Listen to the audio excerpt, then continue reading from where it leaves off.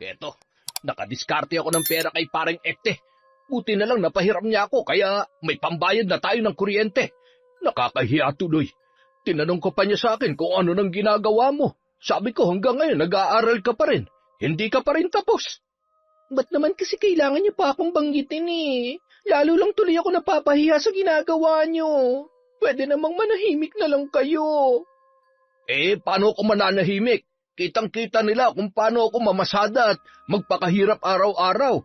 Saka hindi maiiwasang hindi sila magtanong sa'yo dahil alam nila, mahigit 6 na taong ka na sa kolehiyo. Ano ba kasing ginagawa mo sa eskwela at hindi ka na makagraduate? Tapos kapag pupunta ako sa school mo, ayaw mo naman. Kung ano-anong dinadahilan mo. Ano ba talagang balak mo sa buhay mong bata ka? Pwede ba, Tay? Huwag ngayon. Sinasabi ko lang sa'yo dahil nagtataka na ang mga kamag-anak at kakilala natin. 24 ka na, pero hanggang ngayon hindi ka pa rin tapos.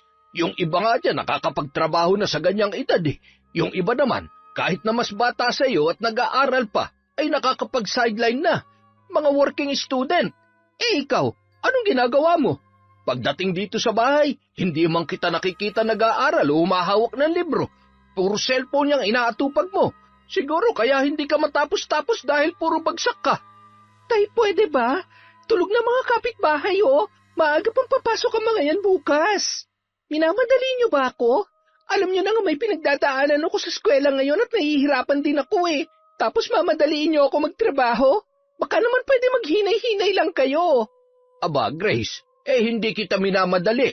Sinasabihan lang kita para malaman mo ang buhay. 24 ka na pero yung asta mo parang teenager ka pa rin. Ang nais ko lang naman, makapagtapos ka na at makapagtrabaho para hindi ka magaya sa mga tao rito. Alam mo naman kung gaano kahirap ang buhay ng mga tao rito sa lugar natin. Walang ibang hanap buhay rito kundi ang pamamasada ng tricycle, pagtitinda sa palengke o pangingisda sa ilog. Bilang tatay mo, pangarap ko makapagtrabaho ka sa magandang lugar at para magawa mo yun, kailangan mong ayusin ang pag-aaral mo. Anong masama sa sinasabi ko, ha? Para sa kinabukasan mo yun, tapos akala mo naman lagi ka nalang inaapi. Taon 2011, Masantol, Pampanga. 10:00 na ng gabi pero wala pa rin ang ama ni Grace na si Bando.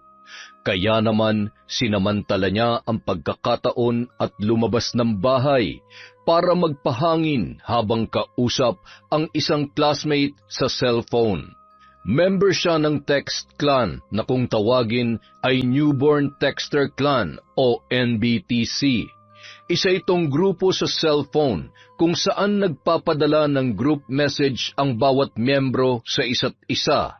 At kada buwan, nagkakaroon sila ng Grand Eyeball kung saan nagkikita-kita ang mga miyembro para makapag-bonding at makita sa personal ang mga naging barkada nila sa loob ng grupo. Simula nang mauso ito, nasa 5 text clan na ang sinalihan ni Grace. Pero dito siya ngayon pinaka-active sa NBTC dahil nandito ang ilan sa kanyang mga crush. At ang isa nga rito ay nakatakda niyang mamit sa Biyernes para matikman ang isa't isa. Walang iba kundi si Steven. Ano, tuloy ka ba talaga sa Biyernes? Magsabi ka agad para magawan ko ng paraan. Para makapag-absent ako sa school. Hindi pa ako 100% sure. Hinihintay ko pa kasi yung pinsan ko kung isasama niya ako dun sa sinasabi niya. Basta, sasabihan na lang kita. Kailan pa matutuloy yun? Nung nakaraang buwan mo pa ako pinangakuan pero lagi namang hindi natutuloy. Sorry na kasi. Alam mo naman bago pa lang dito ang pinsan ko. Hindi pa niya kabisado ang mga lugar dito kaya kailangan ko talaga siyang samahan. Binilin din siya sa akin ng magulang niya. Hindi ko naman din pwedeng pabayaan to. Basta, maghihintay ako sa Biyernes kahit anong mangyari. Ang tagal-tagal ko na naghihintay eh. Basta, gagawin ko ng paraan para sa'yo. Naku, saan nga pala tayo pupunta? Bawal dito sa amin dahil masikip saka walang privacy dahil maraming butas ng pinto at bintana namin. Di, maghanap tayo ng lugar. Saan nga? Hindi ba pwede dyan sa inyo? Bawal pa kasi ang bisita rito. Alam mo naman ang mga kasama ko sa bahay, puro conservative. Basta, gagawin ko ng paraan para sa'yo, promise. Sa ngayon, gawin muna nating 90% sure, okay? Hay nako, nagtatampo na talaga ako. Lagi na lang ganyan tapos hindi rin naman natutuloy. Tuyot na ako. Kailan mo ba ako didiligan? Don't worry, pag nagkita tayo, akong bahala sa'yo. Sisiguruhin ko na magiging maligaya ka. Talaga lang ha? Sige, asahan ko yan. Gusto ko kahit 3 rounds lang sana. Sa loob, sa muka, at sa dibdib. Ano, kaya mo ba? Sus, basic lang yun. Kahit nga 10 round pa kung gusto mo eh. Okay na sa akin yung 3 lang muna. Medyo mahigpit din kasi si tatay eh. Hindi ako pwedeng mawala ng matagal. Sus, kita mo na, kapag ikaw nagdadahilan ng magulang, dapat okay lang sa akin. Pero pag ako, magagalit ka na. Hay nako, basta yung pangako mo, tuparin mo ha. Hanggang Friday na lang ang deadline mo. Kapag hindi pa natuloy yun, bahala ka. Kalimutan mo na ako at burahin mo ng number ko. Teka, wala namang ganyanan. Alam mo namang mahal kita eh. Patunayan mo yan. Ang taong minamahal, binibigyan ng panahon. Oo na po, I will do my best para matapos agad yung mga lakad ng pinsan ko. Para sa Biyernes, matuloy na ako dyan. Naku, teka, ibababa ko na pala. Andito na yung tatay ko, parating na. Sige, bukas na lang ha. Pag ganitong oras na hindi na ako pinagsa-cellphone nun eh. Okay, bye. Love you. Love you too. Mwah. Pagkababa ng tawag, agad na nagbalik si Grace sa loob ng kanilang bahay. Pagkapasok naman ng kanilang ama, naabutan niyang tulog na ang 3 niyang kapatid, habang siya naman ay nakaupo pa sa tabi at nagsusuklay ng buhok. Anong oras ang pasok mo bukas? Mga 2:00 pa po, kaya hindi ako gigising na maaga bukas. O eto, nakadiskarte ako ng pera kay paring Ekte. Buti na lang napahiram niya ako kaya may pambayad na tayo ng kuryente. Nakakahiya tuloy. Tinanong ka pa niya sa akin kung ano nang ginagawa mo. Sabi ko, hanggang ngayon nag-aaral ka pa rin. Hindi ka pa rin tapos. Ba't naman kasi kailangan niyo pa akong banggitin eh? Lalo lang tuloy akong napapahiya sa ginagawa niyo. Pwede namang manahimik na lamang kayo. Paano ko mananahimik? Kitang-kita nila kung paano ako mamasada at magpakahirap araw-araw. Saka hindi maiiwasang hindi sila magtanong sa'yo dahil alam nila, mahigit 6 na taong ka na sa kolehiyo. Ano ba kasing ginagawa mo sa eskwela at hindi ka na makagraduate? Tapos kapag pupunta ako sa school mo, ayaw mo naman. Kung ano-anong dinadahilan mo. Ano ba talagang balak mo sa buhay mong bata ka? Pwede ba, Tay? Huwag ngayon. Sinasabi ko lang sa'yo dahil nagtataka na ang mga kamag-anak at kakilala natin. 24 ka na. Pero hanggang ngayon, hindi ka pa rin tapos. Yung iba nga dyan, nakakapagtrabaho na sa ganyang edad eh. Yung iba naman, kahit na mas bata sa iyo at nag-aaral pa, ay nakakapag-sideline na. Mga working student. Ikaw, anong ginagawa mo? Pagdating dito sa bahay, hindi man kita nakikita nag-aaral o humahawak ng libro. Puro cellphone yung inaatupag mo. Siguro kaya hindi ka matapos-tapos dahil puro bagsak ka. Tay, pwede ba? Tulog na mga kapitbahay oh. Maaga pang papasok ang mga yan bukas. Sana ayusin mo ng problema mo sa eskwela. Isipin mo naman ang kalagayan ko. Tumatanda na ako, anak. Hindi ko alam kung hanggang kailan ko pa kakayanin mamasada. Sana man lang, bago bumigay ang katawang ko ay makapagtapos ka na at makapagtrabaho para makatulong ka rin dito sa bahay. Alam mo namang tayo na lamang 2 na iwan eh. Itong mga kapatid mo, puro mga bata pa. Ang nanay mo naman wala na.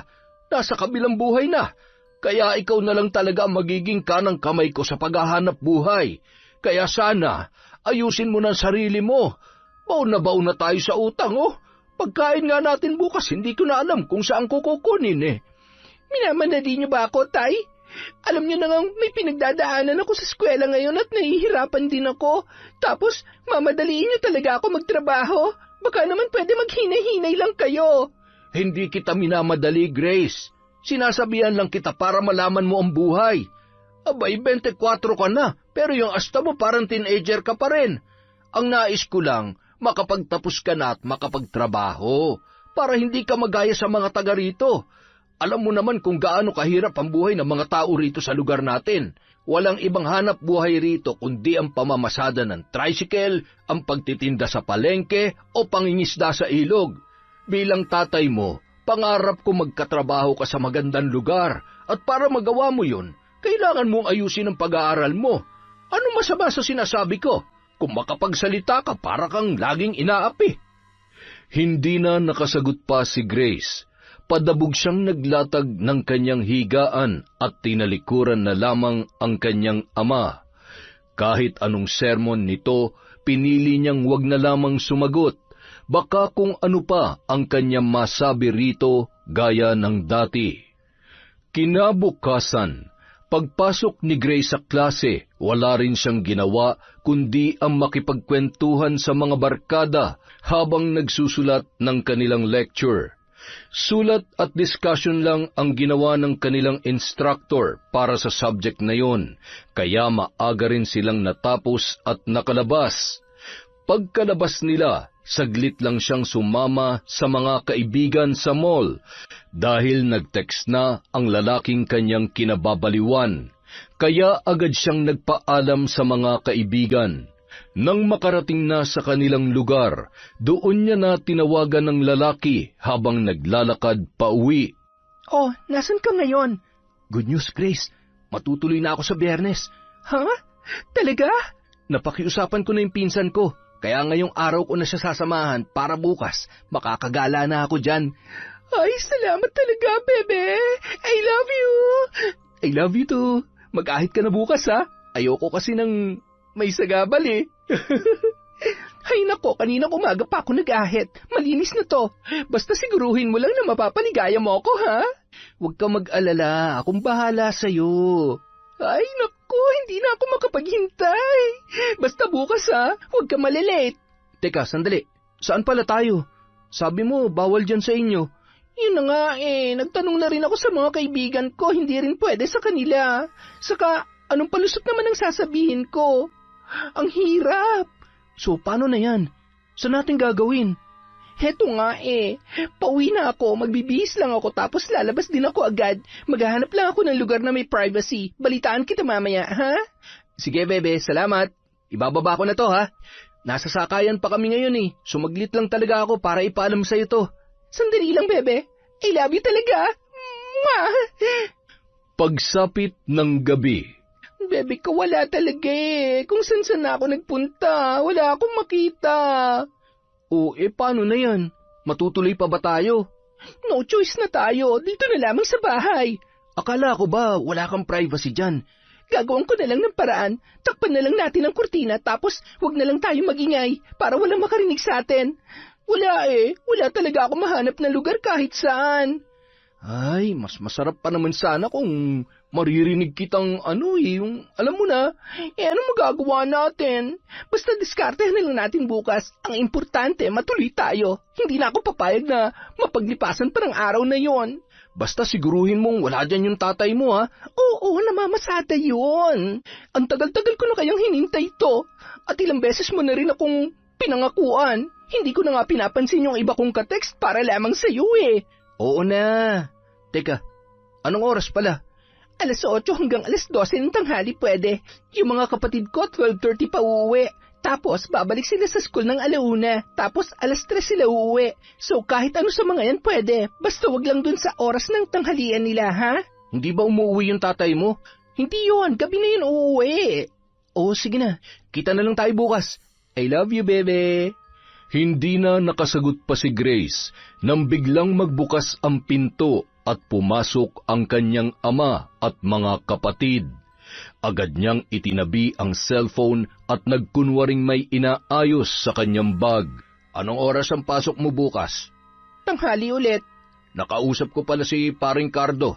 May hiring daw sila ron sa Jollibee sa Apalit. Tumatanggap din daw sila ng mga working student. Ba't hindi mo subukan mag-apply? Tutal, tanghali naman ang pasok mo. Sa umaga, puntahan mo. Susubukan ko. May kailangan din kasi kaming ipasa sa school eh. O, di sa Sabado ka pumunta para walang pasok. Huwag mo sayangin ang pagkakataon. Manager siya sa branch na yon at nabanggit na kita sa kanya. Kaya isa ka sa mga hinihintay niyang pumunta ron. Oo na, sa Sabado na lang. Busy talaga ako bukas eh. Siguruhin mo, ha? Dahil sa Sabado, tatanungin uli kita kung pumunta ka ba talaga o hindi. Ayaw ko sanang puwersahin ka, kaso ang dami na talaga natin bayarin ngayon tapos baon na rin ako sa utang. Wala na akong ibang malalapitan na pwede makatulong sa akin kundi ikaw na lang. Nasa tamang edad ka na, Grace. Isipin mo na lang, yung mga kaedaran mo nagtatrabaho at kumikita na. Kaya ikaw sa lagay mong yan, pwede ka na rin maging working student, kahit pansamantala lang naman. Kapag medyo nakaluwag-luwag na tayo, pahihintuin na kita at mag-focus ka na uli sa pag-aaral. Ngayon lang talaga to dahil sobrang tambak na tong mga utang at gastos natin. Oo na, sa Sabado pupuntahan ko yun. Kinabukasan, dumating na ang katekst niyang si Steven na taga Bulacan. Gaya ng kanilang plano, sinarado nila ang mga pinto at bintana at tinakpan ng kurtina at mga karton ang mga butas. Naglatag na rin siya ng kutsyon sa sahig para maging komportable ang kanilang pwesto.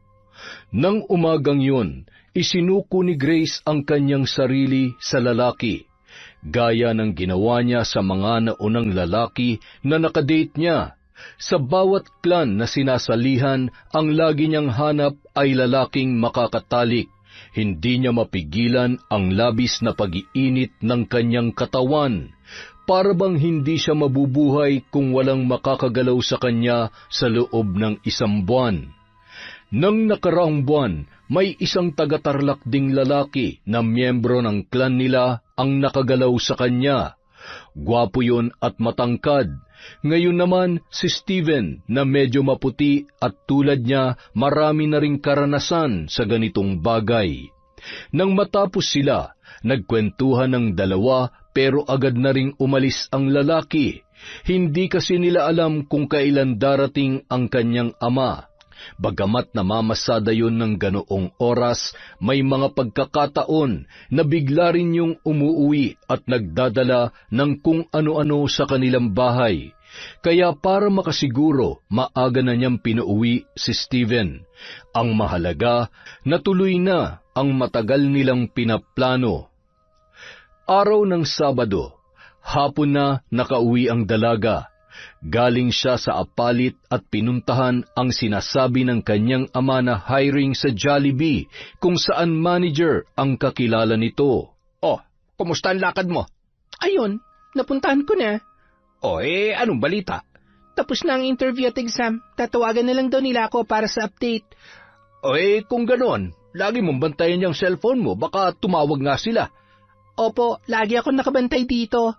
Nakautang na ako ng ulam dyan. Mamamasada muna ulit ako hanggang mamayang gabi. Piyesta ngayon sa kabilang barangay, kaya maraming pasahero. Kumain na lang kayo dyan ng mga kapatid mo, ha? Opo, sige. Nung sumunod na araw, umuwi si Grace na galit sa kanyang ama. Pagod na nga siya sa biyahe mula sa eskwela, ang pagdadabog pa nito ang kanyang madadatnan sa bahay. Ano na naman ba kasing problema? Bakit nagwawala kayo dyan? Nakausap ko ulit yung kakilala ko. Ang sabi niya, bagsak ka raw sa interview mo. Ay naku, wala na. Hindi ka natanggap. Bakit kasi hindi mo inayos? Ano naman ang magagawa ko kung hindi akong kailangan nila? Hindi lang naman ako in-interview ron eh. Maraming naging aplikante noon. Kahit na. Ano ba kasi ginawa mo at bakit mo magsak ka? Nag-aaral ka naman. Tapos interview lang, ibinagsak mo pa. Tay, ibang ganap sa eskwela at iba kapag trabaho na. Tsaka lahat ng tinanong nila sa akin, hindi naman namin pinag-aralan sa school. Kung bakit kasi sinabak-sabak niyo pa ako ron eh. Alam niyo namang wala pa akong experience dyan. Natural, hindi ko pa alam ang isasagot sa lahat ng mga tanong nila. Kahit na. Bakit yung iba naman dyan nag-aaral pero natatanggap naman sa trabaho? Hindi mo kasi inayos. Siguro pati pag-aaral mo hindi mo inaayos, kaya wala nangyayari sa buhay mo eh. Para yun lang galit na kayo? Ano nga magagawa ko kung ibang hanap nila? Sa kamalay ko ba sa kung anong ginagawa nila ron? Hindi naman ako madalas pumunta doon. Paano ko malalaman kung anong takbo ng trabaho ron? Ano may sasagot ko sa kanila? Wala ka na ba talagang ibang alam gawin kundi ang sumagot-sagot? Parang ipinagmamalaki mo pa talaga na bumagsak ka at wala kang alam. Sino ba nagkukulong sa akin dito mula ng bata pa ako? Di ba kayo lang naman ni nanay? Mula bata kapag gusto kong makipaglaro, binabawalan niyo ako. Kapag gusto kong lumabas, hinihigpitan niyo ako. Kapag gusto kong makisalamuha sa iba, lagi niyo sinusungitan ng mga kinakaibigan ko. Mula nun hanggang paglaki ko, ganyan ang ginagawa niyo sa akin. Gusto kong makita ang mundo pero kinukulong niyo ako rito sa bahay. Tapos ngayon lumaki na ako, hindi mulat sa maraming bagay, nagagalit kayo kasi bumagsak ako at wala akong alam. Aba, pinagtataasan mo ako ng boses? Huwag mong pinagsasalitaan ng ganyan na nanay mo. Namatay siya sa sakit dahil sa'yo. Sa huling sandali ng buhay niya, wala kang ibang binigay kundi sakit ng ulo kaya maaga siyang sumuko. Dahil sa mga paninigaw mo sa kanya, nawalan siya ng ganang lumaban sa buhay. Ikaw ang dahilan kaya siya namatay. Eh di ako na. Ako naman lagi eh. Wala na akong ginawang tama sa paningin niyo. Bakit numalit ako? May ginawa rin ba kayong tama sa akin bukod sa paghihigpit at pagsusungit niyo? Kung lumaki man akong walang alam ngayon dahil yun sa inyo. Yung ibang bata dyan, hinahayaan sila mag-explore sa labas. Tapos kayo ano? Ginagawa niyo akong prinsesa dito. Kung ano man na meron ako ngayon, lahat yun epekto ng mga ginagawa niyo sa akin. Prinsesang nakakulong. Kaya huwag niyo akong sisihin kung bakit tayo naghihirap ng ganito. Ginagawa ko naman lahat para matutuwa. Kaya nga ako nag-aaral eh. Pero huwag kayong umasa na matututunan ko lahat dahil kahit 6 na taon na ako sa kolehiyo, mas mahaba pa ang panahon na kinulong at hinigpitan niyo ako rito sa bahay. Sa sobrang sama ng loob, napilitan ng lumabas si Grace para hindi na marinig ang nakakairitang boses ng ama. Naglibot-libot na lang siya sa labas at muling nag-group message sa kanilang clan. Sabay sabing bad trip siya nung araw na yon at kailangan niya ng makakausap. 4 na lalaki ang agad na nag-reply sa dalaga. Kabilang na ron si Steven. Pinagsabay-sabay niyang kausapin ang mga ito sa text kaya kahit papaano nabawasan ang bigat ng kanyang dibdib. Nang gabing yun, hindi pa rin umuwi si Grace. Nakatambay pa rin siya sa plaza at nagpapahangin. Hinihintay niya ang tawag ni Steven dahil nangako ito na tatawag sa kanya sa oras ng gabi. Mabuti na lamang, bago pa siya tuluyang mainip ay tumawag na ang binata. Agad yung sinagot ng dalaga. Hello, bebe. Nasaan ka? Heto, tapos ko na ulit samahan yung pinsan ko sa lakad niya. Ano, ayos ka lang ba? Hindi pa nga ako umuwi eh. Parang hindi pa ako handang harapin si tatay ngayon. Ganito naman kami lagi kapag nag-aaway. Lumalayas talaga ako. Eh hanggang kailan ka magtatampo dyan? Alam mo kung ako sa'yo, umuwi ka na. Tiisin mo na lang muna yung mga sermon niya. Huwag ka na lang sumagot kahit nakakainis na. Kapag pinatagal mo pa yan, baka hanggang bukas, sermon pa rin ang almusal mo. Mas nakakainis yun, di ba? Kaya makinig ka. Umuwi ka na at hayaan mo na siya mag-sermon. Ganun lang talaga magulang kapag galit. Hindi sila matatahimik hanggat hindi nakakapaglabas ng sama ng loob. Pero kapag hinayaan mo siyang makapag-sermon ngayon, bukas sigurado tahimik na yan at payapa na ulit ang mundo mo. Eh nakakasawa na kasi. Linggo-linggo na lang palagi siya may sinasabi. Hindi na siya natapos kakasermon sa akin. Kung matapos man siya ngayon o bukas, ano na naman kaya ang susunod na isa-sermon niya sa akin sa susunod na mga araw? Sigurado may bago na namang ibabanat yun. Hayaan mo na. Basta sundin mo na lang yung sinasabi ko. Kapag galit siya, huwag mong sabayan para hindi na humaba ang usapan. Pero bebe, may sasabihin pa sana ako eh. Oh, sige lang. Ano ba yun? Di ba sabi mo, maraming negosyo ang parents mo? May hiring ba sila dyan? Kahit na yung pinakamababang posisyon lang. Yung pwedeng working student. Baka naman pwede mo akong ilapit to. Medyo kailangan ko kasi ng pera eh. Isa rin kasi to sa lagi namin pinag-aawayan ni tatay eh. Ganun ba? Parang meron naman. Pero tatanungin ko muna si tatay para sigurado ha. Bukas babalitaan kita. Sige, sana matulungan mo ako. Ngayon lang ako hihingi ng pabor sa'yo. Huwag mo sanang kalimutan yung mga araw na niloloadan kita para lang makapag-GM ka. Sana ako naman ang tulungan mo ngayon. Gagawin ko ang lahat na makakaya ko, bebe. Ha? Huwag kang mag-alala.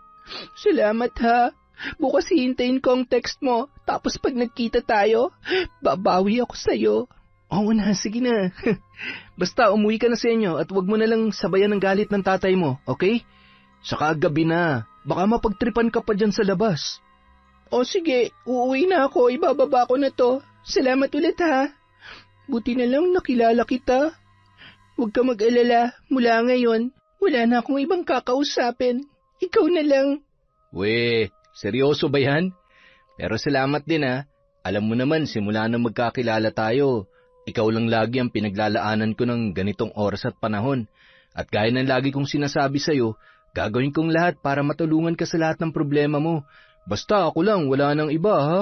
Siyempre naman, mula ngayon, sayo na lang ako. Pagkatapos ng kanilang pag-uusap, medyo nag-alinlangan ang dalaga. Mahal na rin niya si Steven, pero hindi rin niya maipapangako na dito lang niya maibibigay ang kanyang sarili. Kahit kasi may nararamdaman na siya para sa isang tao, hindi pa rin niya mapigilang mahulog sa iba, lalo na kapag nakatagpo uli siya ng lalaki na kanyang matitipuhan. Kinabukasan, may subject na pang-umaga si Grace, kaya maaga rin siyang gumising at nag-ayos. Naglalakad na siya patungo sa sakayan ng jeep nang mayroon siyang mapansin sa isang tabi. Umagaw sa kanyang pansin ang isang matandang babae na sumisigaw at nagmumura sa daan. Mga siraulo kayo! Mga walang kwenta! Ako ang puputol sa sungay niyo, mga demonyo! Akala niyo matatakot ako sa inyo? Kayo matakot sa akin, mga inutil! Mga hampas lupa! Mga hinayupak! Pinagtitinginan na yon ng mga tambay at iba pang naglalakad sa daan. Nang medyo kumalma na ang matanda at naupo sa isang tabi, isang dalaga ang nakita niyang nagmagandang loob dito at nagbigay ng isang piraso ng mais na nakabalot pa. Kinuha yun ng matanda pero hindi ito nagpasalamat sa dalaga, ni wala siyang sinabi sa babaeng yun. Parang nasa ibang dimensyon ang utak ng ali. Patuloy lang ito sa pagmumura habang nakaangat ang isang kamay at nakahawak sa mais na binigay sa kanya. Hindi nagtagal, pinabayaan na lamang siya ng mga tao. Si Grace naman ay sumakay na ng jeep para pumasok sa eskwelahan. Samantala, pagdating sa klase, sa mga probinsya, usong-uso ang mga mangkukulam at mambabarang na yan. Pero alam nyo ba na dito sa atin sa Pampanga, may sarili rin tayong bersyon. Ang mga sinaunang Kapampangan ay malalim din ang kaalaman sa pangkukulam at pambabarang. Pero ang pambabarang nila ay hindi lang nakakulong sa pagbibigay ng sakit o sumpa sa kanilang mga binibiktima. Noong unang panahon, ang ilang mga mambabarang na nabuhay rito sa atin, may kakayahan din magpagalaw ng mga bagay gaya ng rebulto o manika. May kakayahan din silang lumikha ng espiritu para gawing haunted ang isang lugar. May kapangyarihan din sila para bumuhay ng bangkay at utusan ito ng mga karumal-dumal na gawain. Sa kauna-unahang pagkakataon, doon lang nakuha ng instructor ang atensyon ng lahat, kabilang na si Grace. Kadalasan kasi kapag history subjects gaya nito ay lagi siyang inaantok at tinatamad. Pero ngayon, sa hindi malamang dahilan, bigla siyang nagka-interes sa mga sinabi ng kanilang guro, lalo't bago sa kanyang pandinig ang mga ganoong bagay. Pamilyar siya sa kulam o barang, pero hindi niya alam na may sarili rin palang bersyon ang kanilang probinsya tungkol dito. Bukod sa mga yan, marami pang mga nilalang na nabuhay rito na may kanya-kanya ring abilidad. Hindi lang sila puro mangkukulam o mambabarang. May tinatawag din tayong mangkukusim. Sila ang may kakayahan para palabasin ang sariling kaluluwa at mangulam sa malalayong lugar. Mayroon ding mangguguna. May kakayahan naman silang gumawa ng gayuma, lunas o anting-anting sa pamamagitan ng mga halaman. Meron ding manggagawi. Marami silang alam sa mga halaman na hindi alam ng karamihan. At ito ang ginagamit nila para makagawa ng itim na mahika o lason sa pamamagitan ng mga halamang yon. May tinatawag din magbantala. Bihasa sila sa paggawa ng mga dasal o panalangin na may iba't ibang epekto sa tao o sa paligid. Meron ding uple. Ito ang tawag sa mga taong may kakayahang gumawa ng ilusyon. Manlilinggo. Sila naman ang mga taong may kakayahang kumilos ng mabilis, magtago, gumamit ng sandata, mag-espiya at bumuo ng mga delikadong patibong. Manula, sila ang nakakakita sa hinaharap. Siyak, mas malakas ang pangitain nila sa hinaharap at sila lang din ang may kakayahang maglakbay sa nakaraan o sa kasalukuyan. Mamaluwe, Sila ang mga taong napapabagal ang kanilang pagtanda. Lagayan, mamalian at katulunan. Sila ang may kakayahang makipag-usap sa mga kaluluwa at espiritu ng kalikasan. At kapag nakabisa mo ang lahat ng mga ito, ang itatawag sa iyo ay ukluban. Taglay niya ang kapangyarihan ng lahat ng mga nabanggit, kaya siya rin ang pinakamalakas. At yan ang makulay na mundo ng mga taong may kalam dito sa ating probinsya. Ang salitang kalam ay nangangahulugang the gifted sa Ingles. Sila ang mga taong nabiyayaan ng kakaibang kapangyarihan o abilidad. At noong unang panahon, maraming mga kapampangan ang sinasabing may kalam, pero dahil sa pagkalat ng gyera, hindi na nila ito naipasa pa sa kanilang mga kadugo, kaya unti-unti rin silang nabawasan, hanggang sa mawala na sa kasaysayan. Tuwang-tuwa si Grace at ang kanyang mga kaklase sa kanilang natuklasan. Hindi niya akalaing ganito pala kalawak ang mundo nilang mga kapampangan pagdating sa kulam o barang.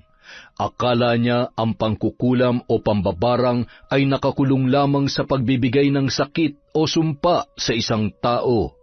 Marami pa palang kakayahan ang mga ito at marami pa silang mga kauri na hindi pa alam ng karamihan. Lalo na sa mga hindi taga Pampanga, napapaisip tuloy siya kung may ganun pa bang mga tao o nilalang sa panahon ngayon. Pagkatapos ng klase, sa kanyang pag-uwi, kumain na agad sila ng kanyang mga kapatid. At nang matapos siya sa gawain sa kusina, pinalabas na muna niya ang mga yon habang siya ay pumwesto sa isang tabi at inatupag muli ang keypad ng kanyang cellphone. Sa dami ng group messages, napuno agad ang inbox niya kaya nagbura na muna siya ng mga text message. Pagkatapos ay nakatanggap siya ng GM sa kanilang welcoming officer kung saan inanunsyo ang mga bagong miyembro ng kanilang clan. 3 babae yun at 2 lalaki. Sinave niya ang number ng mga ito at nagpadala na rin siya ng GM o group message para i-welcome ang mga bago nilang miyembro. Kahit hindi niya pa nakikita o nakikilala ang 2 lalaki na bagong member, parang nangangati na naman ang kanyang sarili na kilalanin ang mga yun. Hindi maintindihan ni Grace kung bakit tuwing magkakaroon sila ng bagong membrong lalaki, lalo na kapag kaedaran niya ay laging nabubuhay ang maharot na bahagi ng kanyang pagkatao. Hindi niya mapigilang mapalapit sa mga ito para makuha ang kanilang Facebook account.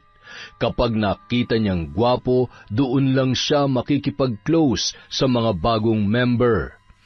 Nang gabing yun, isa sa mga bagong miyembrong lalaki ang naging kaklose niya agad sa text. 2:00 na ng madaling araw pero panay pa rin ang palitan nila ng mensahe.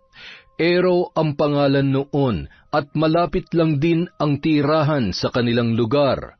Malapit sa college school kung saan siya pumapasok.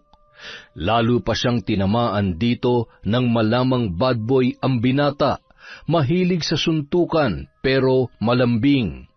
Yun pa naman ang isa sa mga gusto niya sa lalaki.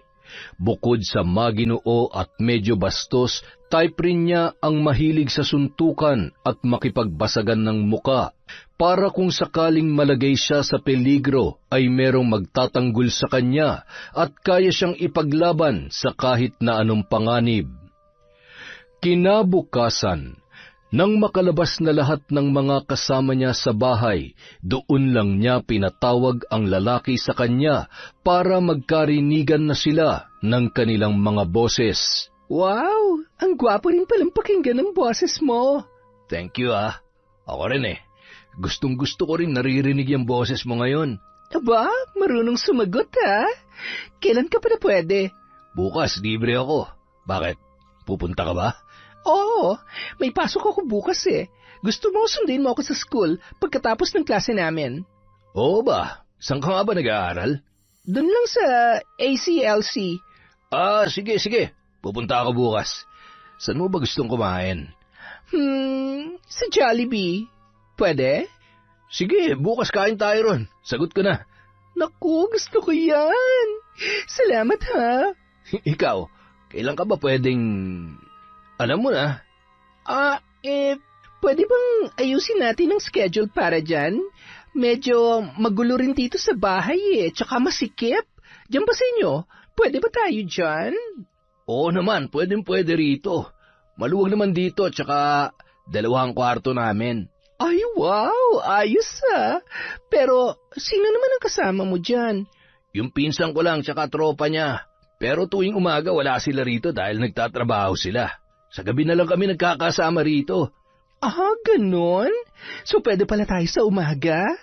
O sige, game ako. Pero wag muna bukas ha. Sa ibang araw na lang kasi kailangan ko muna mag-review ngayon dahil meron kaming exam. Walang problema sa akin yon. Siya nga pala. Anong pwede nating tawagan? Siguro sweetie na lang para matamis. Okay, sweetie. See you when I see you. Tuwang-tuwa ang dalaga pagkatapos nilang mag-usap. Naka-jackpot na naman siya ng gwapo at matipunong lalaki. Tiningnan niya na ang Facebook account noon. Gwapo, crop top ang buhok at malaki ang katawan. Bad boy na bad boy ang dating. May hiwa pa sa kabilang kilay. Ngayon lang siya makakatikim ng bad boy kaya hindi na niya ito palalampasin. Iniisip niya na hindi naman yon malalaman ni Steven. Pakikiusapan na lang niya bukas ang bagong kakilala na huwag ipagsabi ang nakatakdang mangyayari sa kanila. Kinabukasan, habang papasok siya ay nakita na naman niya ang matandang babae na nagmumura. Gaya ng inaasahan, pinagtitinginan na naman yun ng mga tao at pinagtitripan pa ng mga batang naglalaro. Mga walang hiya kayo! Mga wala kayong kwentang lahat! Akala nyo natatakot ako sa inyo? Hindi! Ang tagal ko nang nabubuhay sa mundong ito! Wala nang sino man na magbibigay ng takot sa akin. Kaya wag niyo akong tinatakot ng ganyan kung ayaw niyong kayong matakot sa gagawin ko. Mga hilayupak! Mga hampas lupa! Nais niyang maawa sa kalagayan ng matanda pero hinayaan na lang muna niya yon dahil meron pa siyang pasok. Base sa mga murang lumalabas sa bibig nito, parang may matindi yung hinanakit na naging dahilan ng pagkasira ng bait at katinuan. Habang naghihintay sa pagdating ng kanilang instructor, saglit na umupo sa isang tabi si Grace para magsagawa ng group message sa kanyang mga kaklan. Ang mga barkada naman niya ay nasa likod lamang at abala sa kani-kanilang mga ginagawa. Hanggang sa biglang tumawag si Steven. Dali-dali niya yung sinagot. Hello, bebe? Oh, bebe, nasa school ka ba ngayon? Oo bakit? Nakausap ko ng tatay ko. May isang bakanteng posisyon dun sa warehouse. Naghahanap sila ng female office staff. Okay lang daw kahit college level pa lang. Gusto mo ba ron? Talaga ba? Sige, ipasok mo na ako. Ano bang kailangan bukod sa resume? May mga requirements na rin ako dito galing dun sa inaplayan kong Jollibee branch nung nakaraan. Pwede na kaya yon? Oo, pwede na yan. Hindi naman sila mahigpit dun eh. Sa Miyerkules daw ang interview. Ano, sunduin ba kita dyan? Para ako na maghatid sa ron sa warehouse namin sa San Fernando. Sa San Fernando? Sige. Okay lang. Ayos lang yon. Ang mahalaga may trabaho. Salamat ha, bebe. Mahal na mahal talaga kita. Grabe. Mahal din kita, bebe. Kita-kits sa Miyerkules, ha? Makalipas ang ilang araw, naabutan ni Grace ang kanyang ama na kumakain ng hapunan. Inilapag niya ang bag sa upuan at tumabi roon. Nung araw na yon, parang ganado siyang makipag-usap sa kanyang tatay. Tapos na kayo mamasada, tay? Hindi pa. Lalabas pa ako mamaya. Siya nga pala, sa susunod na linggo po, papasok na po ako sa trabaho. Ano? Ano sabi mo? May kaibigan ako na nagpasok sa akin dun sa warehouse ng tatay niya. Medyo madali lang naman yung trabaho. Office clerk lang po, kaya tinanggap ko na. kesa naman sa wala. At least, makakatulong na ako sa inyo ngayon. Kailan ka pa nakahanap? Nung isang araw lang po, nagpatulong ako sa friend ko. Buti na lang tatay niya yung may-ari ng warehouse, kaya hindi na ako nahirapang maipasok. Madali lang din yung interview. Magkano naman daw ang sahod mo? Below minimum lang kasi part-time lang po ako doon. May mga araw na half-day lang kasi may pasok ako sa school. Ay, hindi na bale. Ang mahalaga, merong kahit papano. Malaking tulong na rin ang sasahurin mo para maipandagdag sa mga bayarin natin. Siyempre, iba-budget naman natin yan lahat. Hindi ko naman kukunin lahat yan. Magtitira pa rin tayo para sa sarili mo, para may baon ka sa eskwela. Okay po, Tay. Yan lang naman ang gusto ko, anak. Yung maranasan mo yung ganitong buhay, kahit papano, para habang bata ka pa, matuto ka nang tumayo sa sarili mong mga paa. Para pagdating ng araw, mas alam mo na ang gagawin mo. Kasi ako, hindi ko alam kung hanggang kailan pa ako makakapamasada. Medyo sumasakit na itong mga paa ko. Sana hanggang makatapos ka, malakas pa rin ako para hindi mo solohin ang lahat ng gastos. Okay na po, Tay. Sige na, kumain ka na lang po dyan. Hindi sanay si Grace na ganoon kagaan ang boses ng kanyang ama kapag siya ay kinakausap. Nasanay kasi siya na lagi itong nagtataas ng boses dahil sa mga sermon sa kanya. Ngayon niya lang ulit yon narinig magsalita ng ganoon kahinahon. Naisip niya na nakakapanibago pala. Parang bigla rin gumaan ang kanyang pakiramdam. Samantala, ng unang araw ni Grace sa trabaho, pagkalabas niya sa klase ng 12:00 ng tanghali, agad na siyang bumiyahe patungo sa warehouse kung saan isa siyang inventory clerk. 9:00 ng gabi na siya nakauwi sa kanilang bahay. Naabutan niya na tulog na ang kanyang mga kapatid, habang ang kanyang ama naman ay tila naghihintay sa kanyang pagdating. Kumusta ang trabaho mo? Ayos naman po. Hindi ka ba masyadong nahirapan? Hindi naman. Tinuturoan naman ako doon. Bukas aalis ako. Nagpapasama sa akin yung kaibigan ko sa San Simon. Baka madaling araw na ako makauwi. Iiwan na lang kita ng pera dito bukas, ha? Bilhan mo ng ulam ang mga kapatid mo bago ka pumasok. Sige po, magpapahinga na po ako. Kahit hindi nagalit ang tinig ng kanyang ama, naiilang pa rin si Grace na kausapin yun. Hindi pa rin kasi mabura sa kanyang ala-ala ang lahat ng sermon noon sa araw-araw na nagdaraan. Nasanay na talaga ang kanyang tainga na lagi yung galit, at kahit ngayong matino na ang kanilang pag-uusap, hindi pa rin niya magawang kausapin yon na maayos. Lagi na lang matipid ang mga salitang binibitawan ng dalaga kapag magkausap sila ng kanyang ama. Kinabukasan, pagkatapos niya magtrabaho, dumiretso siya sa bahay ng bago niyang textmate na si Ero. Ito na ang pangalawang beses na nakapunta siya sa bahay noon, at ito na rin ang pangalawang pagkakataon na may mangyayari sa kanila. Hindi niya akalaing mas magugustuhan niya ito kesa kay Steven. Mas gwapo at mas malinis tingnan si Steven, pero mas mahusay si Ero pagdating sa kama. Para sa kanya, wala rin namang magiging problema kung pagsasabayin niya ang dalawa dahil una sa lahat, hindi naman sila opisyal na magnobyo ni Steven.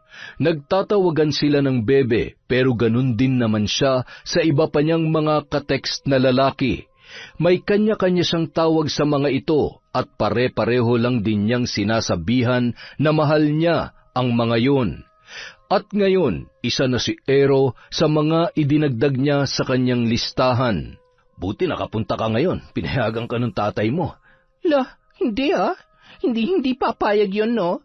Wala kasi siya ngayon sa bahay kaya malaya akong gumala ngayon. Bukas na madaling araw pa siya darating kaya dito na ako dumiretso. Yung mga kapatid mo?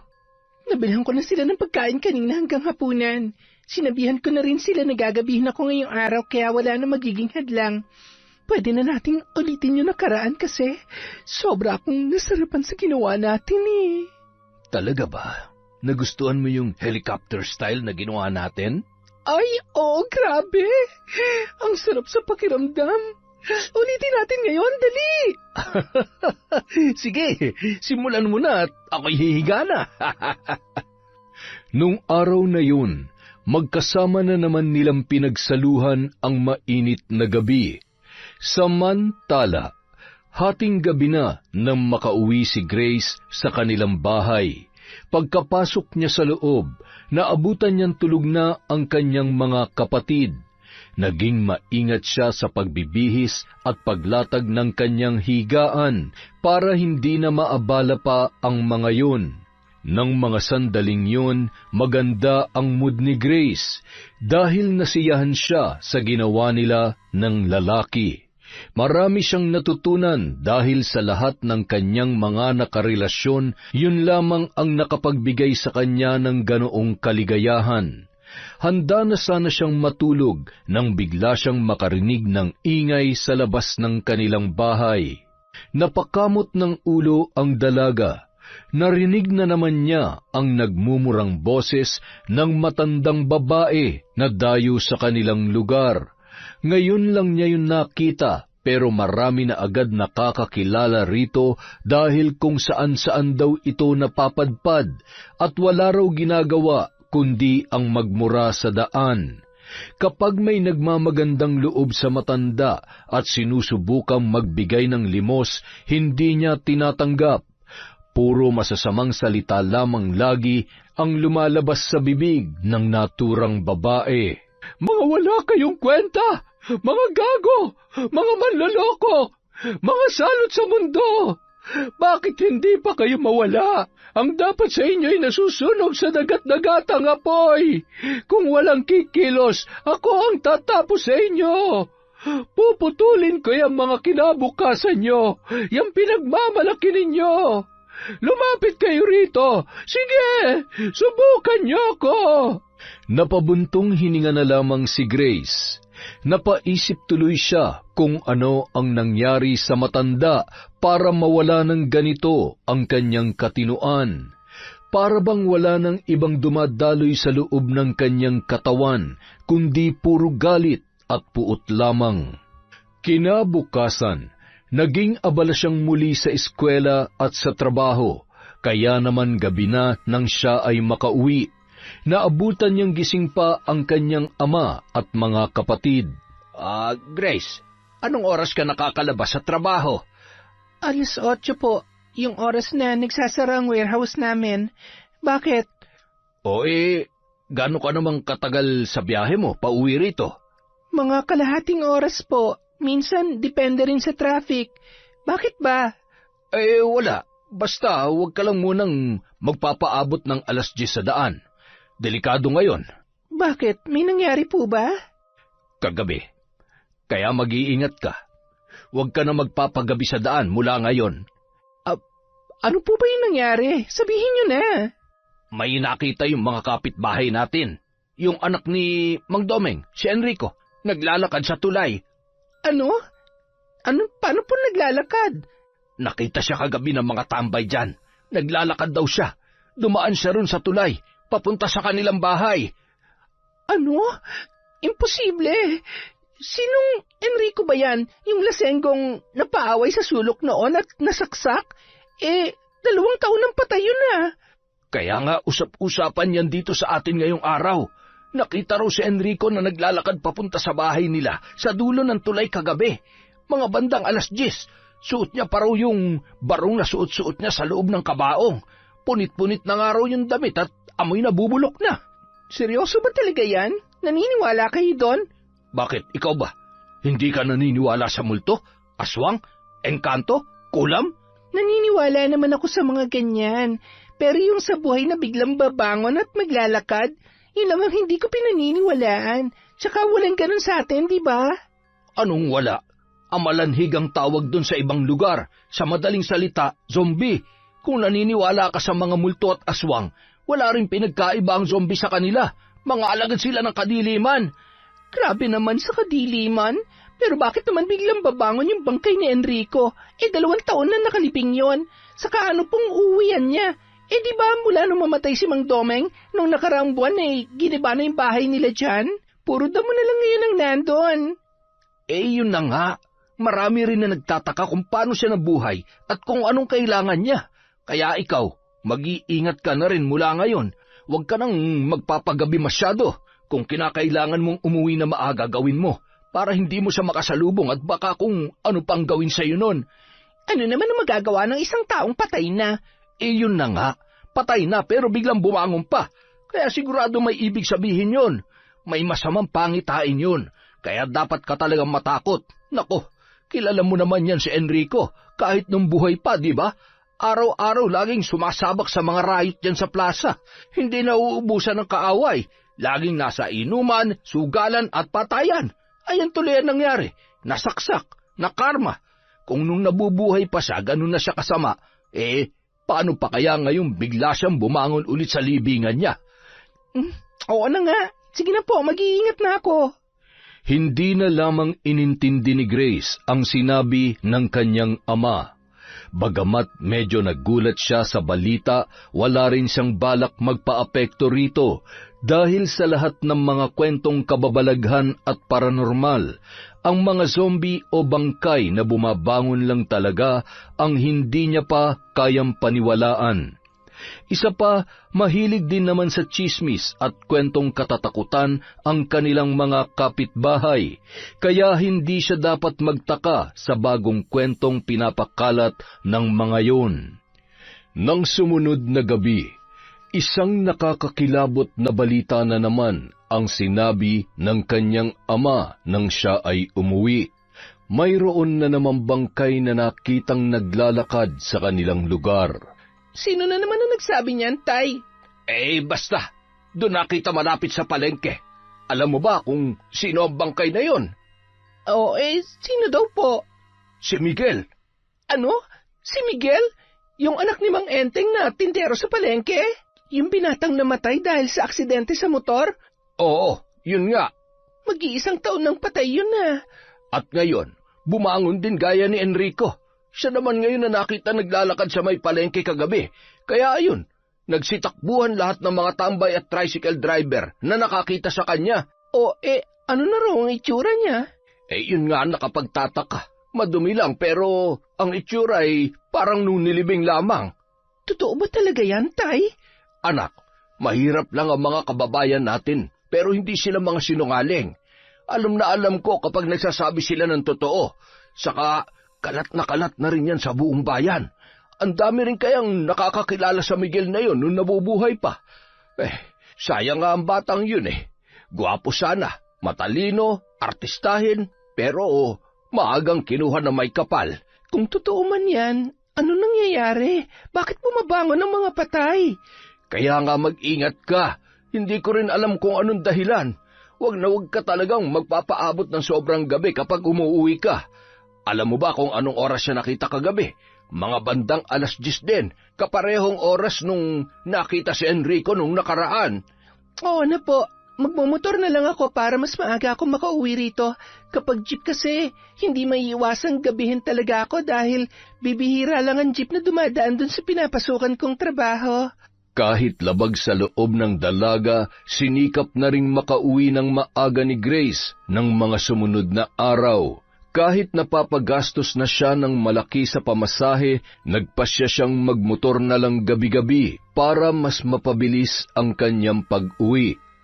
Sa lugar kasi ng kanyang pinagtatrabahuhan, sa oras ng labas niya ay wala nang masyadong jeep na dumadaan. Kadalasan, gumagarahe na para bigyang daan naman ang mga tricycle na mamasada sa gabi. Kaya lamang mas mahal ang singin ng motorsiklo lalo na kapag solo, hindi gaya ng jeep na mas nakakatipid ang mga pasahero. Pero nitong mga huling araw, pati si Grace ay nabahala na rin sa kumakalat na balita sa kanilang lugar tungkol sa 2 kilalang tao na matagal nang patay pero biglang bumangon at naglalakad. Kahit hindi niya pa nakikita ang mga yon, hindi niya maiwasang mangilabot sa tuwing siya ay uuwi, lalo na't madilim ang kanyang nilalakaran dahil walang ilaw ang poste. Samantala, naiwan ng dalaga sa bahay kasama ang kanyang mga kapatid na mahimbing nang natutulog. 10:30 ng gabi. Nasa San Fernando ang kanyang ama at may dinalaw na matalik na kaibigan na nakakonfine sa ospital. Kinabukasan na makakauwi ang kanyang tatay, kaya naman malaya na naman siyang gumamit ng cellphone magdamag. Wala siyang ibang inatupag kundi ang mag-GM habang ka-PM naman niya ang ilan sa mga kalalakihan gaya nina Aero at Steven. Pero ang bida sa kanyang cellphone ng gabing yon ay si Brian. Matagal na rin itong member ng kanilang clan, pero ngayon lang sila nagkaroon ng mahaba-habang usapan. Umabot sa punto na nagkayayaan na sila na mag-one night stand nung gabing yon. Ilang oras din yung pinag-isipan ng dalaga, pero sa huli ay pumayag na rin siya. Tutal, wala naman ang kanyang ama at makakabalik din naman siya ng madaling araw bago magising ang kanyang mga kapatid. Excited na tinawagan ni Grace ang number ni Brian. Uy, sure ka ba ngayong gabi na? Kundi ka busy. Samantalin na natin habang wala pa akong kasama rito sa bahay. Umalis ang magulang ko eh. Halika na, nanggigigil na ako sa iyo eh. Sige, hintayin mo ako. Tatakas lang ako. Tulog na rin naman ang mga kapatid ko pero wala namang pakialam ang mga to kahit saan ako pumunta. Buti na lang talaga wala rin si tatay, kaya magkikita na tayo. Sige, bilisan mo, habang maliwanag pa sa daan. Buti pa dyan. Dito sa amin, ang mga poste walang ilaw. Nakakatakot tuloy dumaan. Baka mamaya makasalubong ko pa yung nababalitang bangkay na naglalakad. Hindi yan. Huwag kang maniwala ron. Basta mag-ingat ka na lang. Bilisan mo na. Oo nga, eto na. Sandali lang. Relax ka lang dyan. Napilitan ng bumangon ang dalaga. Ni hindi na siya nagsuklay at nagpalit ng damit na pantulog. Nasa kabilang barangay lang kasi ang bahay ni na Brian. Maingat niyang binuksan ang pinto at nagmamadaling umalis. Ang ilaw na lang ng kanyang cellphone ang ginawa niyang flashlight sa napakadilim na daan. Para maibsan ng takot, nagpatugtog siya ng masayang kanta sa music player ng kanyang cellphone. Pinatugtog niya ang bagong release na kantang Super Bass ni Nicki Minaj. Ngunit bago pa siya makalagpas sa plaza, isang eksena ang pumukaw ng kanyang pansin. Napaatras siya nang makita ang isang lalaki na gumagapang mula sa maliit na eskinita. Nang makalabas ito, unti-unti yung tumayo at humarap sa kanya. Kahit nanginginig, buong tapang niyang itinapat dito ang liwanag ng kanyang cellphone. Laking gulat niya nang maaninag kung sino yon. Mabilis na binalot ng kilabot ang kanyang katawan. Kung hindi siya nagkakamali, ang lalaking yon ay si Samuel, isa sa mga miyembro ng gang sa kanilang lugar na namatay 7 buwan na ang nakakalipas dahil sa sakit sa atay at gawarin ng kalabisan sa alak. Mabilis na nangatog ang kanyang mga tuhod. Bago pa siya tuluyang manghina sa takot, kumaripas na siya ng takbo pabalik sa kanilang bahay. Saka siya nagsara ng pinto at bintana. Tinakpan din niya ng karton at mga kurtina ang mga yon. Dali-dali siyang nagtalukbong ng kumot at sumiksik sa kanyang mga kapatid. Buong gabing nanginginig at nakikiramdam si Gracia. Kinabukasan, araw ng Sabado, walang pasok sa eskwelahan ang dalaga. Ang pasok naman niya sa trabaho ay magsisimula pa ng tanghali.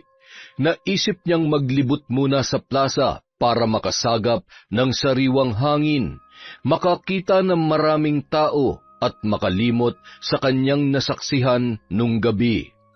Gaya ng inaasahan, kalat na naman sa buong bayan ang pangatlong bangkay na namataan kagabi.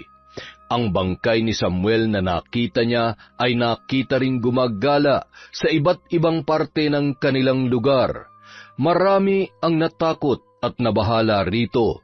Ngunit hindi nila alam kung ano ang dahilan ng nangyayaring kababalaghan.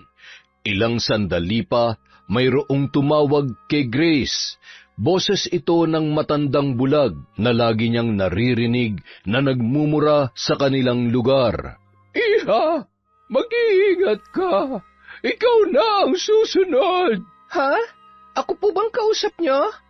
Oo, ikaw. Nakikita ko may masamang mangyayari sa'yo, kaya mag-iingat ka kung ayaw mong matuloy yon. Ano pong mangyayari ang sinasabi ninyo? Alam kong baliw ang tingin niyo sa akin lahat dito, pero tiyak na pasasalamatan mo ko. Oras na mailigtas ko ang buhay mo. Ano po bang ibig niyong sabihin? Hindi ko po kayo maintindihan. Makinig ka. Sa lahat ng mga taong nakatira dito, sa iyo lamang ako may nakitang masamang pangitain. At kung hindi ka makikinig sa babala ko, sasapitin mo rin ang nangyari sa kanya. Sino po bang tinutukoy niyo? Ano bang ibig niyong sabihin, Lola? Sa lugar na ito, may isang babaeng nawawala. 3 taon na ang nakalipas, ngunit wala pa ring nakakakita sa kanyang katawan. Kaya para mabigyan siya ng hustisya, dumayo ako rito upang hanapin ang mga taong gumawa noon sa kanya. Ano po? Babaeng nawawala? Teka, parang may naaalala nga ako. 3 years ago, may napabalitang nawawala nga dito sa amin. Schoolmate ko po siya, si Katrina. Siya po ba ang tinutukoy ninyo? Siya lang kasi ang kilala kong babae rito na bigla na lamang nawala at hanggang ngayon ay hindi pa rin natatagpuan.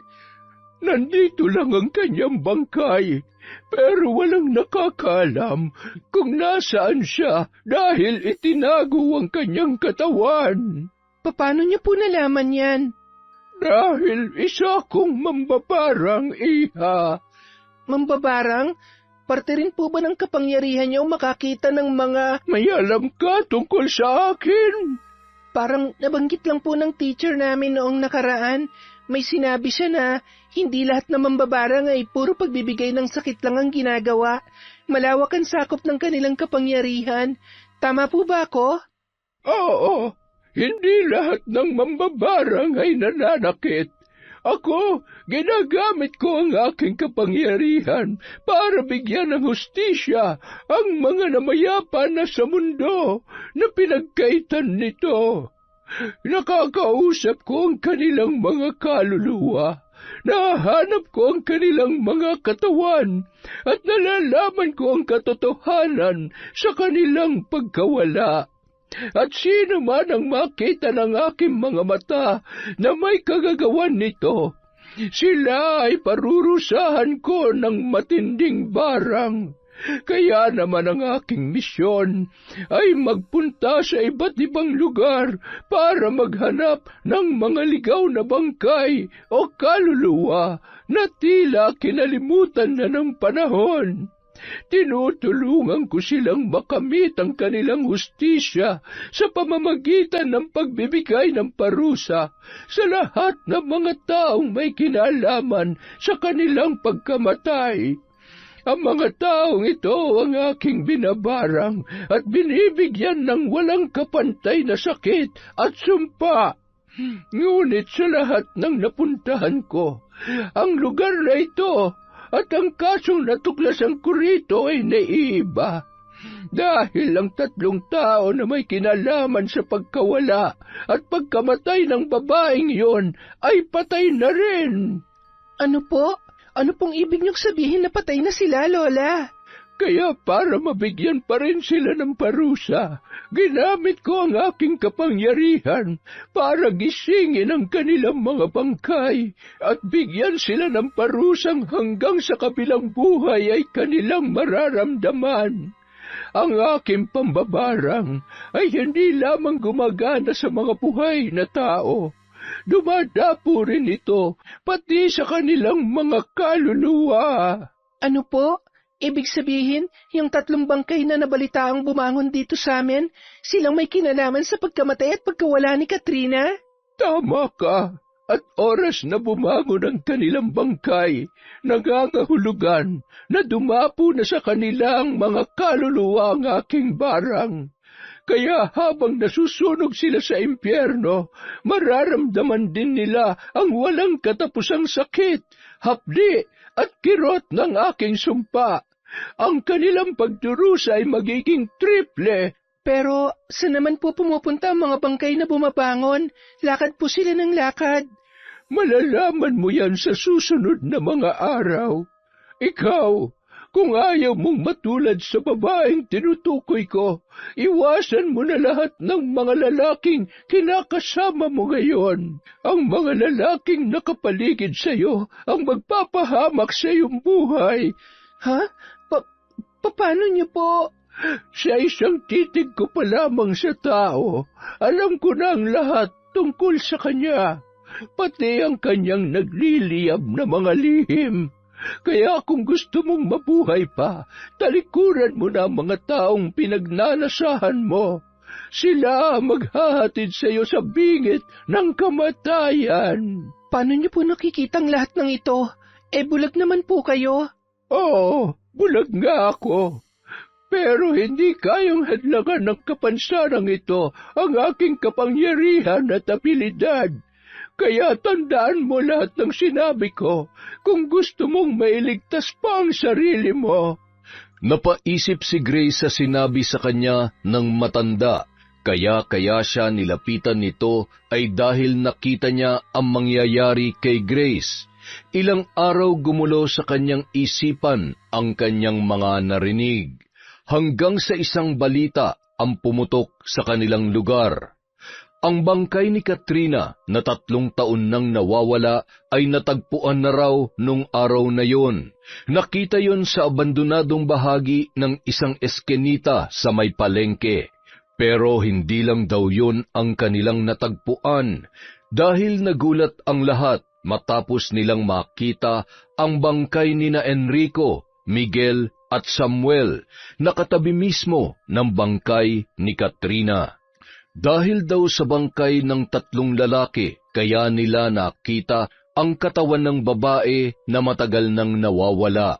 Kung hindi pa bumangon ang mga yon sa kanilang mga libingan, hindi matutunton ang kinaroroonan ng katawan ni Katrina. Gawa ng kuryosidad, pinuntahan ni Grace ang mismong lugar. Nagulat din siya sa kanyang nakita. Bukod sa buto na lamang ang bangkay ng babae, nakita rin niya ang 3 lalaki na ginagapangan ng malalaking insekto at ang kalahati ng balat ng mga ito ay halos lusaw na. Ilang araw hindi nakatulog na maayos si Grace dahil sa mga nasaksihan.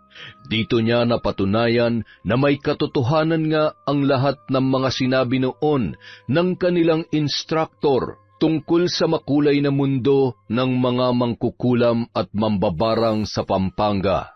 Pati na rin ang malawak na sakop ng kanilang kapangyarihan na hindi lang nakatuon sa pagbibigay ng sumpa at sakit.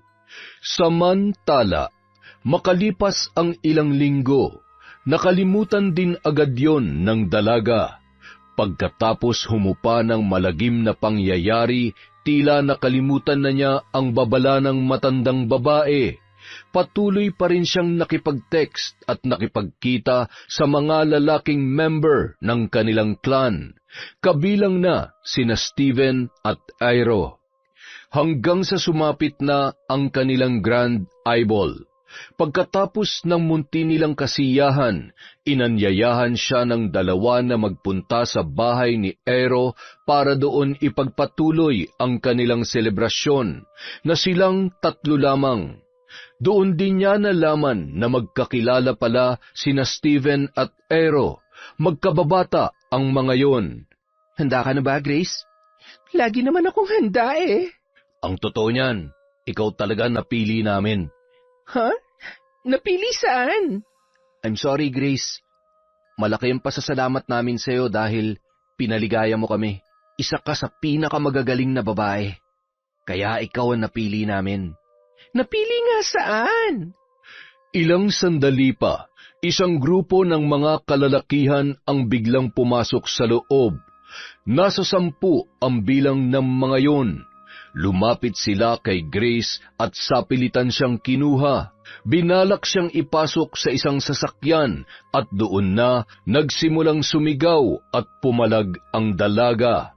Doon din ibinunyag sa kanya ni na Steven at Iro ang malagim nilang mga lihim. Ang NBTC clan na kanyang kinabibilangan ay front lamang ng isang sindikatong kumukuha ng mga babae.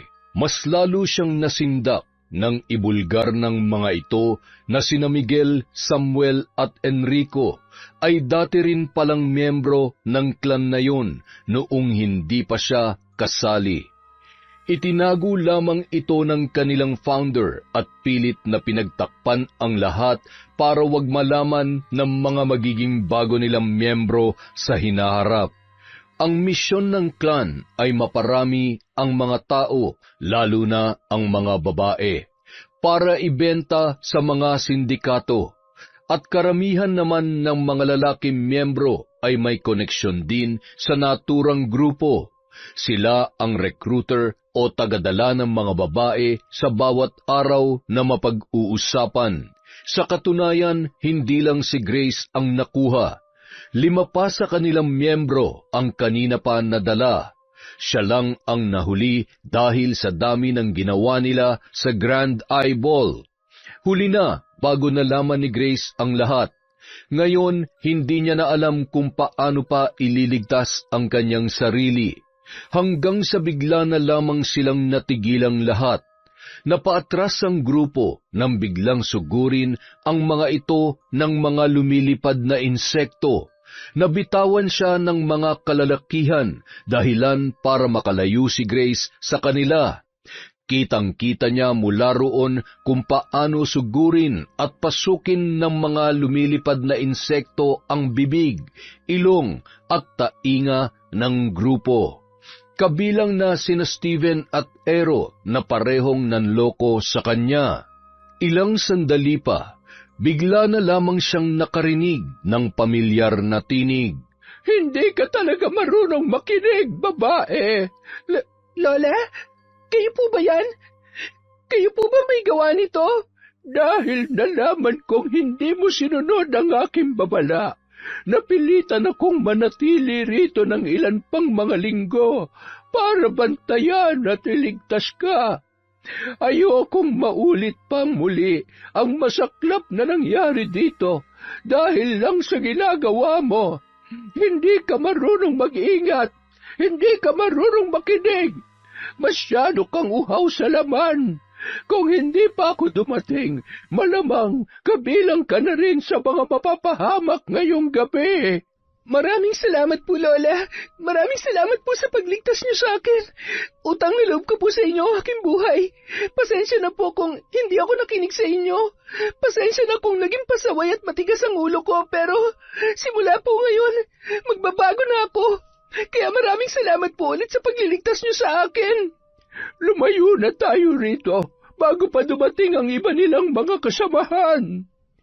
Sa kalagitnaan ng kanilang paglalakad, Ano na po palang binabalak niyo ngayon, Lola? Ngayong tapos na ang misyon ko rito, balak kong lumipat muli sa ibang lugar. Marami pang mga bangkay at kaluluwa rito sa mundo ang hindi pa rin nabibigyan ng hustisya hanggang ngayon dahil pilit na pinagtatakpan ng mga makapangyarihan at maimpluwensyang tao ang katotohanan. Kaya naman, ang kapangyarihan kong makakita ng mga kapalaran, pangitain, makipag-usap sa kaluluwa, at pangbabarang ay nais kong gamitin para bigyan ng hustisya ang mga nasawi na hindi matahimik. Yun na lamang ang magagawa ko sa kanila ngayong wala na sila sa mundong ito. Napakadakila po ng inyong hangarin, Lola.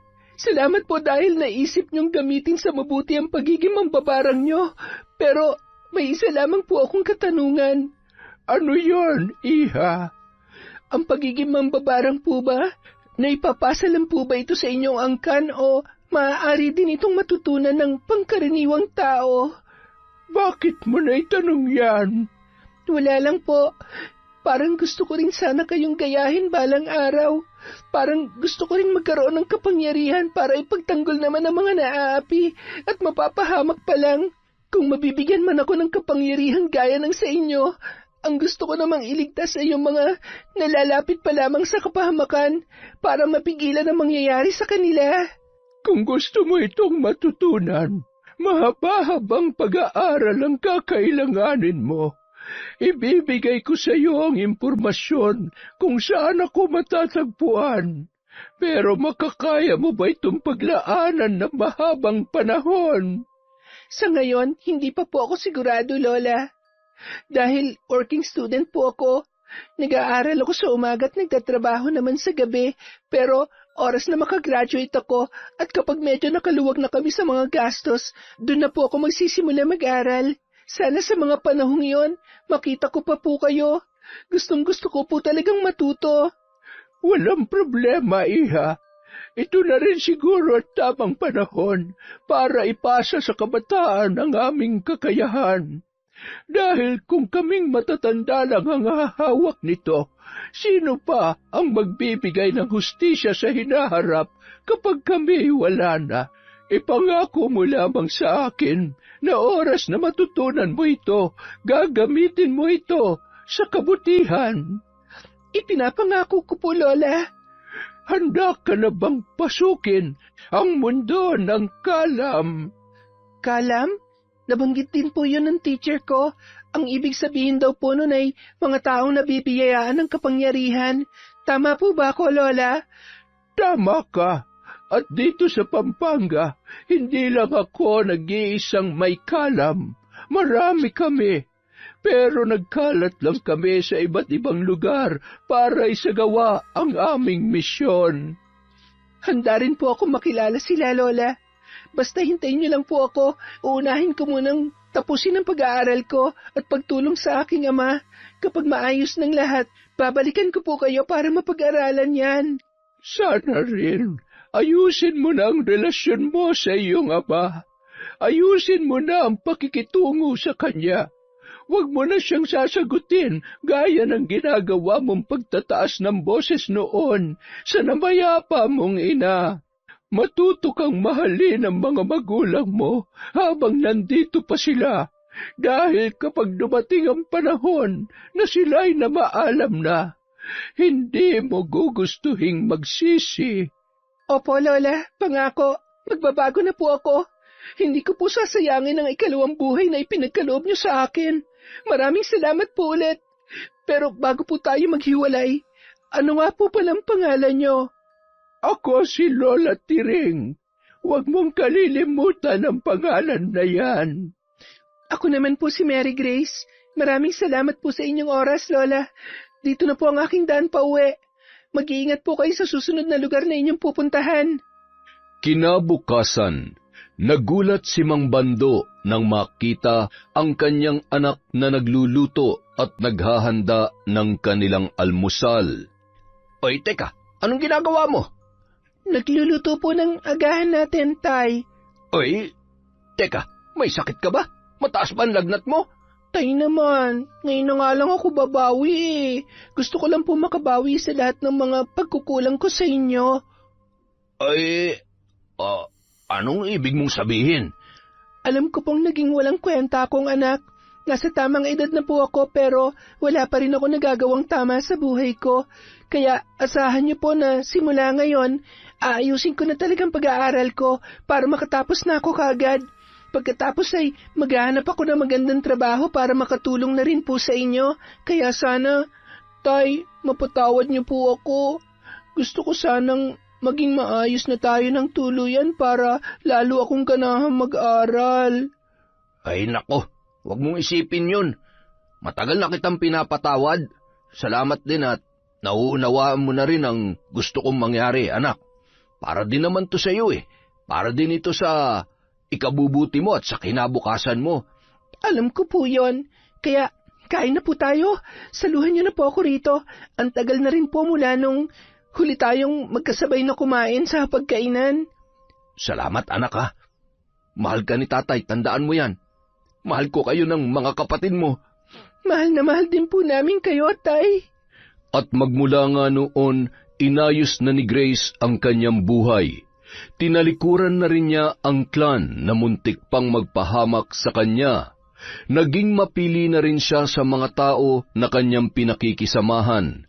Wala na siyang ibang pangarap ngayon kundi ang maibangon ang kanyang pamilya sa kahirapan. Yon! Aba, may panggugulat sa huli. Ang ganda ng kwento natin. Dahil dyan, meron tayong shout-out. Bawas tayo sa listahan natin na utang na shout-out. Hello po kay Lorizel May Arangcon sa Gana-Gana family from Frederick Gana-Gana. Hello rin po kay Reyna Glenn at Glenda Panayas from Digos, Davao del Sur. Shout-out kay Perla Cantre Calderon from Ariel Calderon. Hello po sa Mamado family, Criste Gomez from Crisgel Mamado. Magkakapatid na Ambrosio of Pakil Laguna from Corazon, Cacalda. Hello po kay Miss Drawing. Shout out kay Cynthia Gomez, kay Sean, Sam at Sebastian from Chonchamcheb. Hello po kay Africa Montañez. Hi kay Vilma Lumage Rumbawa, Lumage at Singpet family from Linda Lumage. Hi kay Minerva Concepcion from Pasig. Hello po kay Irma Umali from Italy. Hi kay Merlin, kay Josefina Fuelias, kay Cliven Dubalan, kay Michi Ito. Hello po kay Leia Singapore. Hi kay Rosette Ersando. Hello kay Hilario Porta Jasmine. Shout out kay Maylene Benacio Kanja from Palawan.